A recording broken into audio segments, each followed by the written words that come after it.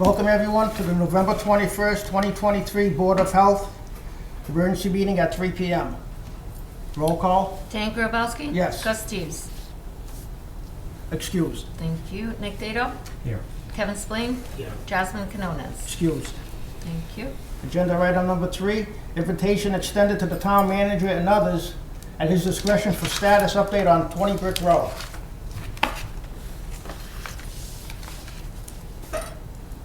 You called the meeting, I mean. First question where everyone's concerned is, the town doesn't own the property, and someone else owns the property, but the property is in such disarray that it literally looks like it's gonna fall on its own. Is there any measures that we can take in order to find who the owner is, so we can maybe take procedures into maybe knocking it down, or taking other measures to, So, Dan, who is the Director of Inspections, I assume was here at your meeting. Yes.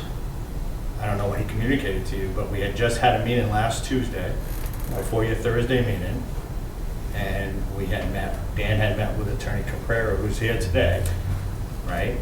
To say, and we came up with a plan to say that we were gonna meet as Dan, myself, Inspections, Attorney Caprera, and the Chairman of the Council to discuss what avenues the town could take legally and what path we were gonna go.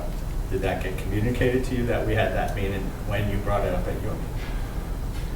I'm just wondering what precipitates an emergency meeting. The main concern was, all I was brought up, the main concern is why, I mean, it's been 2 years. It's coming up on 2 years since that, nothing's really been done to that property. Okay, I We understand. just want to know the timeline and So my question is, what precipitates an emergency meeting when we communicate through the Director of Inspections that we are convening a meeting to make sure that we do it legally?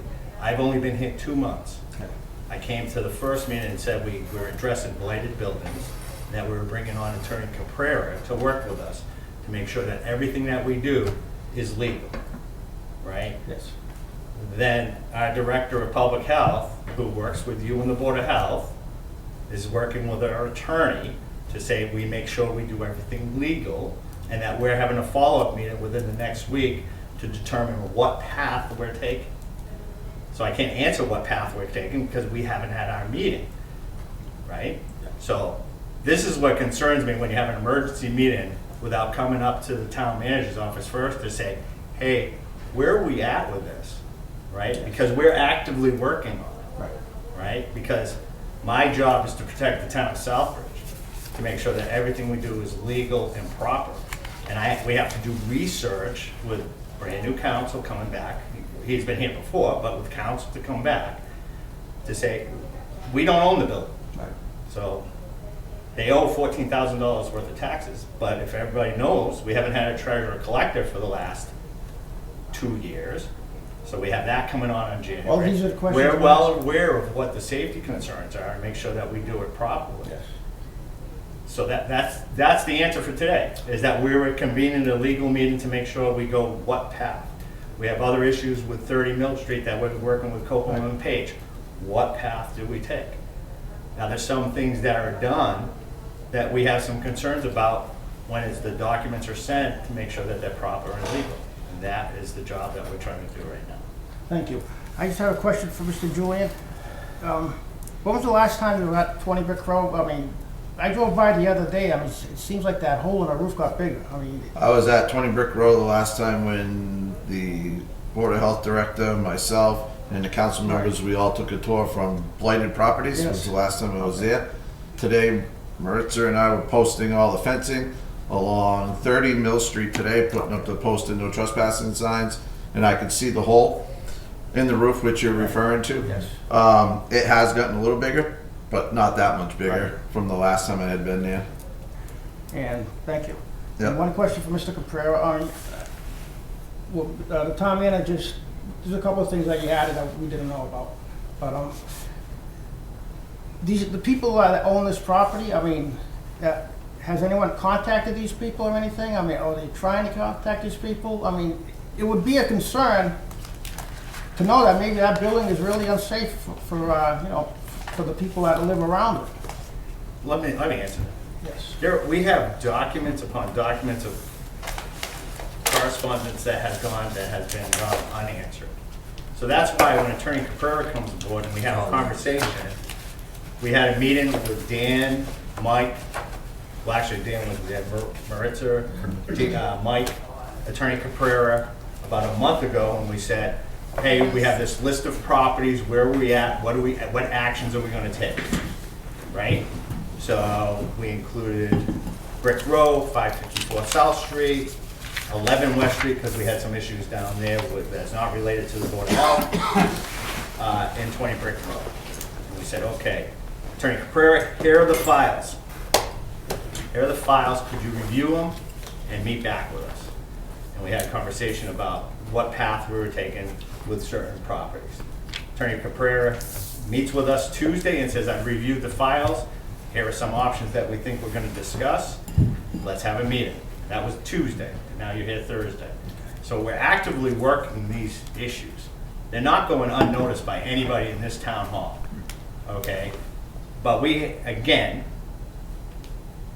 we don't own the property, so we have to make sure what path are we going legally to address it. So those other, we look at 1830 Mill Street and we have a file this big.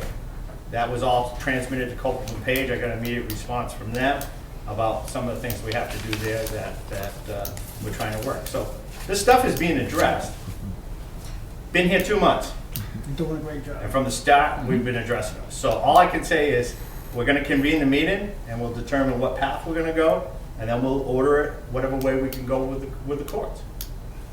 Kevin, And I'll Attorney Caprera talk about legal. If I could speak and excuse my voice, I'm actually speaking a lot better than yesterday. I was contacted by Inspections town manager 6 or more weeks ago. If there's been any delay, I own it.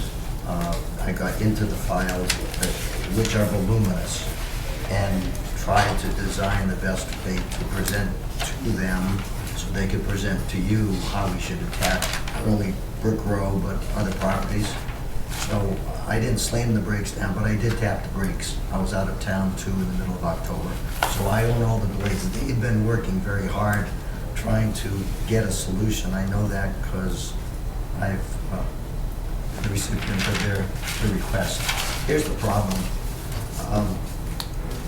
There are numerous remedies, and in 2016 I was very fortunate to be involved as town attorney then when the blighted bylaw was created and passed.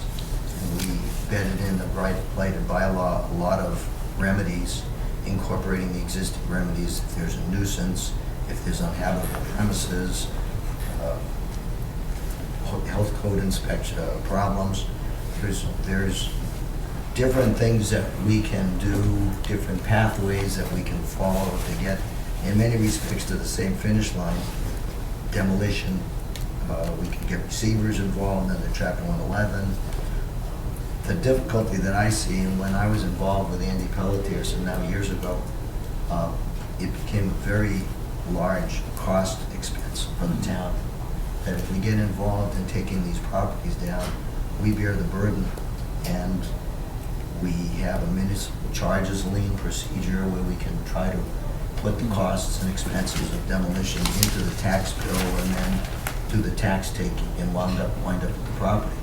The difficulty is the properties that basically are going to demolition are small lots. So if we take over the lot, you can't sell the lot, and we own the lot. You get no revenue, no tax revenue from it. So when I got into these properties, with my delay, not theirs, my delay, I came back and reported that I needed a specific way that the town would want to go, and it really should be a town issue now. We have a lot of properties that are old and weary, kind of run down into their cellar holes. And if we go about with the remedies the law allows us to take them down, it's going to cost us all kinds of money, scary kinds of money. I guess it's a public meeting, I'm on record saying it, but I don't really want to go around saying it for the problem that we have as a town. If we took the property down, if it was a buildable lot, could be sold maybe $50,000 or more and recoup our costs, but they're not. Some creative thinking of these guys, and just throw it out there, maybe we as a town ought to consider it. Change our bylaws and make our lot requirements smaller, for tiny houses. These lots have water, sewer, they're ready to go, they're flat. We're looking for habitation for people, and with the conversations that we had about that, I went and talked to a builder who does construction of 650 square foot houses. And they're modular, and you can bring them right in and hook them all up. If you do that, you're bringing in school kids, that's an expense that you incur. It's a large house. Now you've got a lot that can be taxed and housing for people. So it might be a consideration that we can change our bylaws to allow tiny houses on tiny lots. So that then we might have a bigger incentive to go and demolish triple deckers on a 50-foot lot. Because we'll get our money back, because someone will want to buy it and have ownership of the tiny house on the lot. So when I had my assignment to come back and report on Brick Row, yes, there are provisions, remedies for demolition, provisions for going and enforcement through the housing court. I've gone many times. This tax taking, one of the problems I had, and it was just a money-driven problem, is if we go ahead and do the demolition, that safety might require us to do, and I'm not overlooking that. We bear the monetary cost, which we'll never get back, and we won't own the property. If the property goes to tax taking, we'll at least own the property. It was a concern trying to save pennies. This brick row may have asbestos. So could we go in and get the asbestos out and pay for that?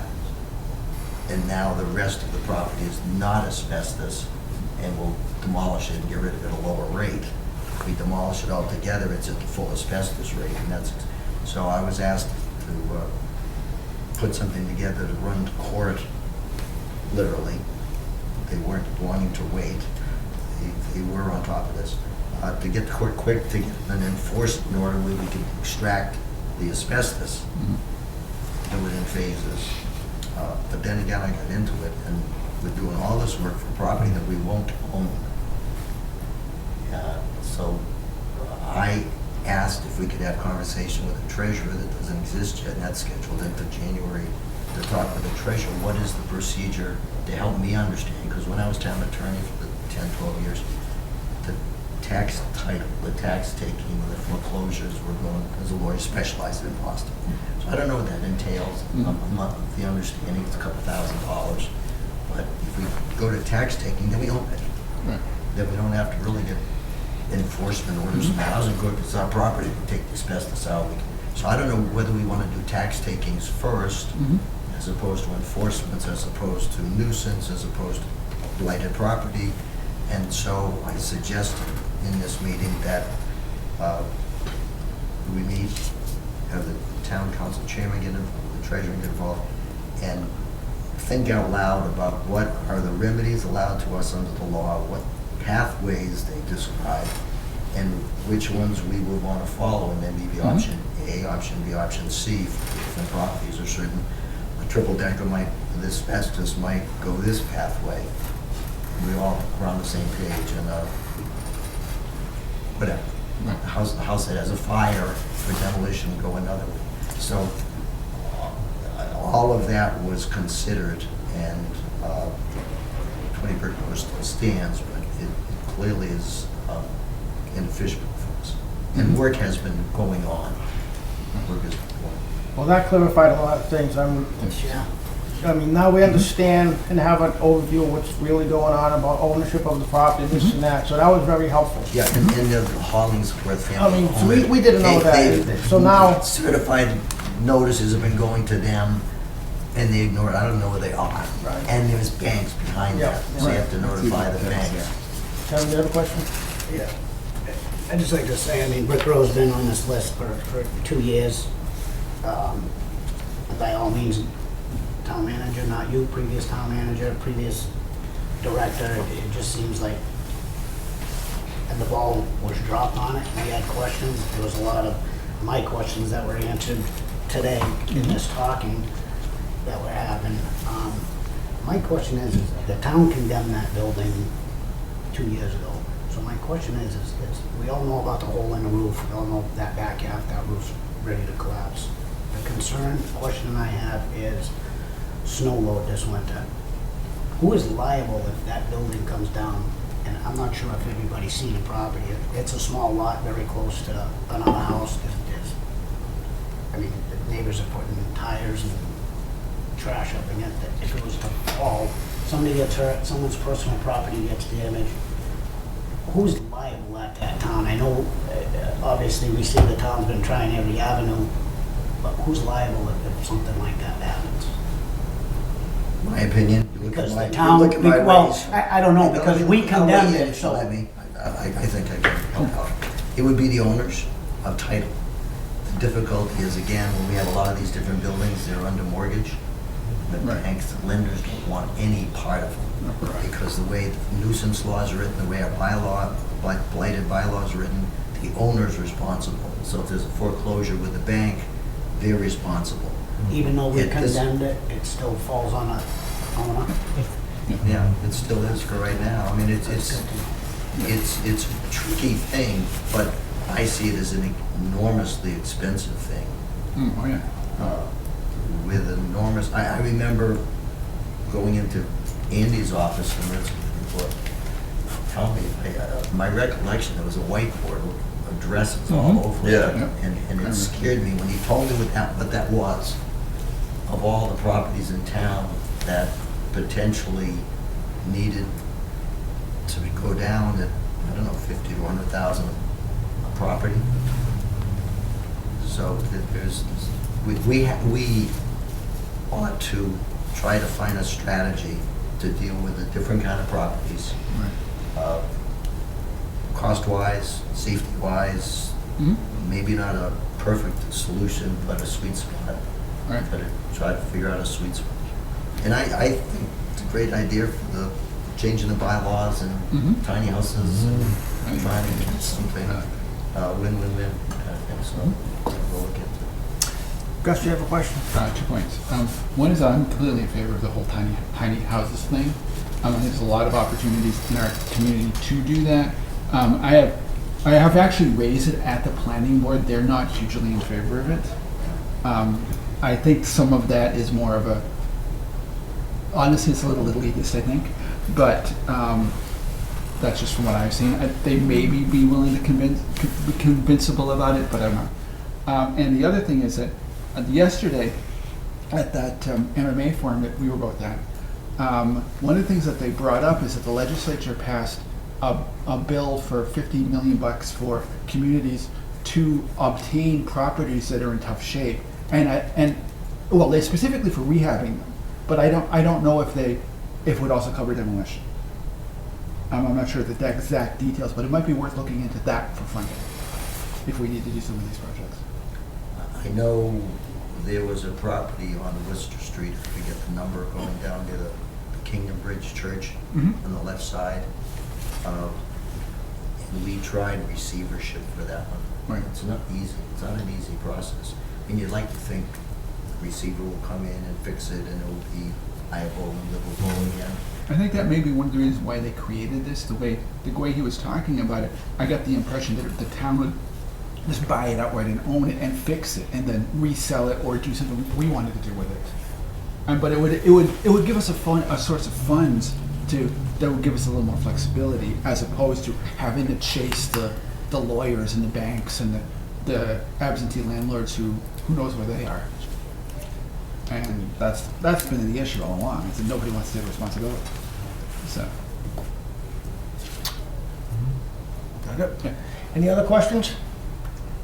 Bill, Mr. Chair, and through you, I appreciate the opportunity to have these questions answered. I know there was a discussion at our last meeting that we wanted to take further action and demand action taken on this particular property, but, you know, it was my counter to that we have this meeting, so I Right. appreciate your time in doing so, because this answered a ton of questions. And I think moving forward, having a pathway to address these types of properties, if we're gonna condemn a property, if we're gonna put it on a blight list, it doesn't make sense to not have next steps after that. You know, we're acknowledging that an issue is so serious that it exists, that we're condemning a property, we're putting it on the blight list, like, we've gotta do something moving forward from there. And I think that's a concern for me, but you address that as well. If we condemn a property, there's no legal implication from that point forward that we're taking any responsibility for that. Is there?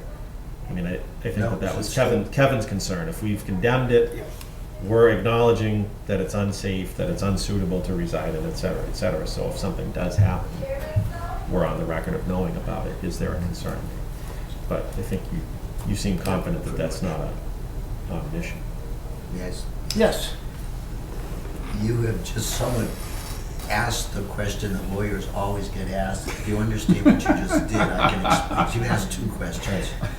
You asked, number one, could the town be sued? And anyone can sue anyone anytime. I can't stop that Just from need a pen. happening. What you're really asking me is, the town is sued, will they be liable? And I don't think they will. I don't think they will. And so my answer is to really the second question, being also aware of the first question. Okay. I think Thank you. especially the fact that we're actually taking action toward doing something about it, even if we haven't had a hassle about getting anything done. At least we have a track record saying, hey, we are trying to get these people to do something. We can't find them, but we're not just ignoring the issue. I think that makes a difference too. Mr. Manager? Well, I'm just gonna say, I mean, when you look at it too, when you take action, you notify them, hey, this building is condemned. You put an X on it or whatever, hey, fire, make sure your safety. Makes the neighborhood aware, these individuals aware that that is an unsafe structure. No different than when we did on Mill Street. While we can't do anything right now with the building, we've taken steps to ensure that the public is safe. You know, demanded that, and that to allow them to know that this is unsafe. You know, and second point, please, if you have a concern, will you contact me to come here before this? If I had known it was on the agenda and you had a concern, I could have been here and said, this is the path. You know, I'm grateful Attorney Capur is here, but it does cost the town money for him to be here where we could have had the conversation.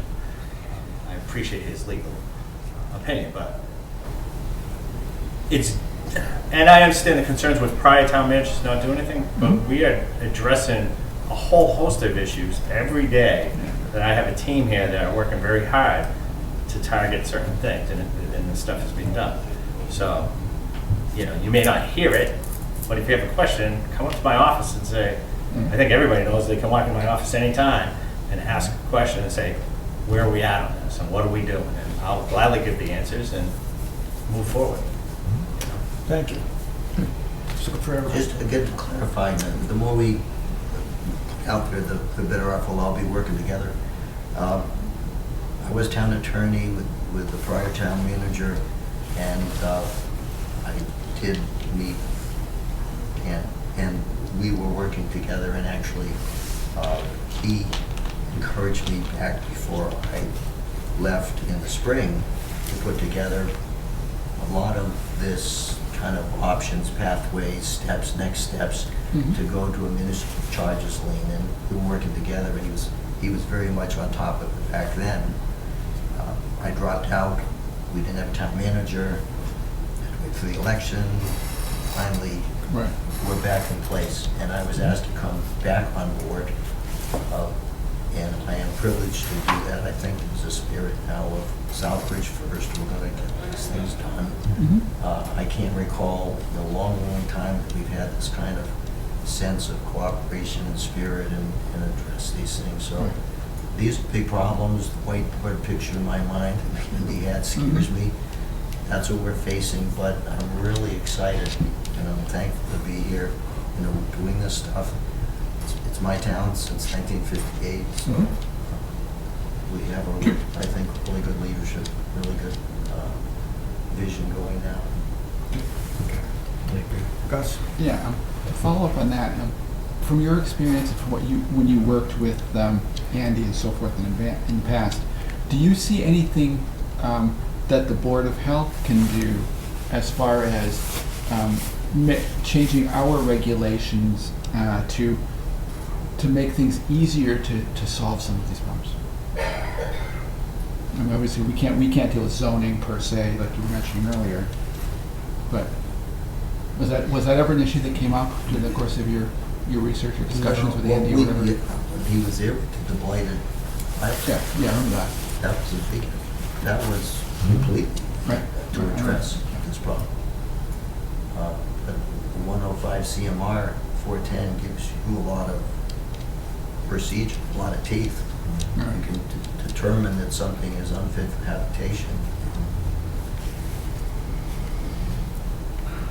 My observation in the prior years with the teeth that 105 CMR had was that could have gone forward with demolition, but there was a reluctance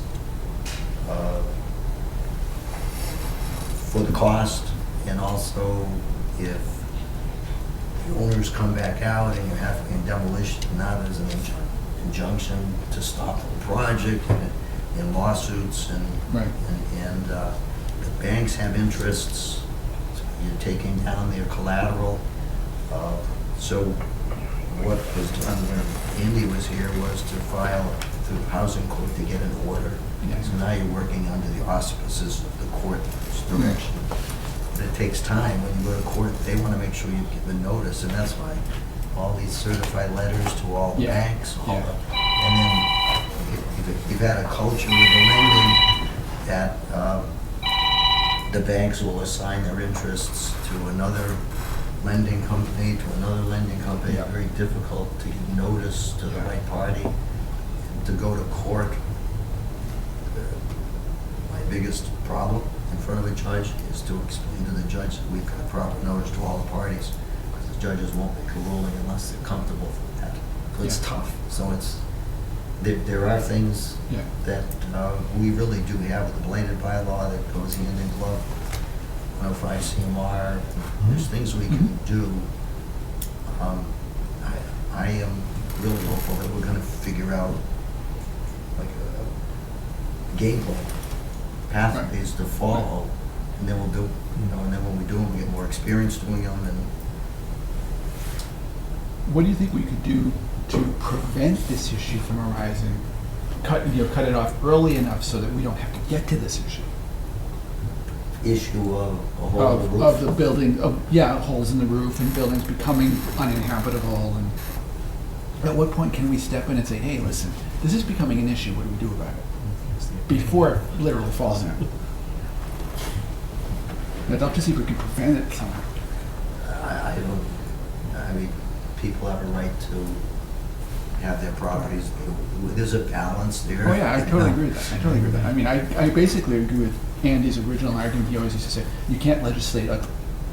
And I basically agree with that, because everybody's view of that is going to be different. Yeah, people, I mean, if it gets dangerous, when there's tenants involved, that's a different issue. I think advocating for usefulness, things that could allude to usefulness of these properties, like we were talking about the small houses. I'd like that idea. Yeah, I looked at Brick Row again today to refresh my recollection of it, and I had the same thoughts. It's an absolutely useless piece of property to it. It's not useful to an abutter. You can't build it's not a conforming lot. So I mean, making these lots useful, there has to be an end game if we're gonna demolish homes or if we're gonna take properties on tax title. We don't wanna be Right. we don't wanna be a landlord to, Throw money down the hole. exactly. Parcels of the same Exactly. We don't need to be the largest landowner in the. We do have a long list of properties that the town of Southbridge owns. I know, I know. Yes, Mr. As a zoning enforcement officer, the only way you're gonna make a lot of these properties useful is to change the zoning bylaw. Yeah. And I've been saying it for 4 years since I started here, Yep. Yeah. you know? I agree. Because Yeah. what it does is it gives a buyer the opportunity to buy a building at a low price, tear it down, and know that he can rebuild a new building on that piece of property. They don't want to touch them if they're non-conforming, because once they're torn down, it's abandonment, and they're no longer allowed to rebuild by our zoning bylaw. I thought they were allowed to, that only applies to fire. fire or a natural disaster, then they can rebuild. You have up to 2 years to pull the permits and 3 years to complete the project. But only under fire and natural disaster. Perhaps expanding that to blighted properties or condemned demolition, you know. Right. that'd be Right. good. Okay, Interesting. at this, is that all set? Okay, at this time, I'd like to thank the town manager, Mr. Caprera, Mr. Julian, for being at this meeting, and I'd also like to thank the town manager for extending the olive branch for further questions, and Anytime. thank you very much for your attendance and being here tonight. Thank you. Agenda item number 4, the next scheduled meeting is for December 14th at 6 o'clock, Thursday night. Motion adjourned. And agenda number 5, would anybody like to second the motion to adjourn? Second. Dan Grabowski. Yes. Nick Dado. Yes. Gus Stevens. Yep. Kevin Spring. Yep. Thanks, Ron.